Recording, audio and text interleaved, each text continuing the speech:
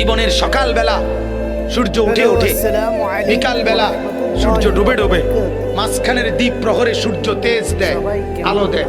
ঠিক জিন্দিগির প্রথম বেলা মায়ের পেট থেকে বের হওয়ার পর দুর্বল, এ সময় তো মাত্র সবল হইতে হইতে সবল হয়, আবার কিছুদিনের মধ্যেই আবার সবল দুর্বল হইয়া বৃদ্ধ হইয়া যায়।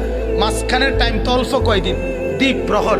এই সময় যদি আলো না ছড়ায়, এই সময় যদি তেজ না থাকে, এই সময় যদি আখলাক না থাকে, তো কখন সে কিছু করবে?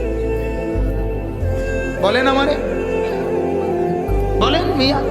আজ উনি চেষ্টা করলে, এই চাচা আজকে চেষ্টা করলে 200 রাকাত নামাজ একবারে রাত্রেবেলা পারবো পড়তে? পারবেন? কুলাইবেন আপনি শরীরে? কিন্তু এক যুবক চাইলে পারবে না? কথা বলেন না কেন? একটা 18 বছরের ছেলে এখন চেষ্টা করলে সারা রাত এই মসজিদে নফল নামাজ পড়তে পারবে না?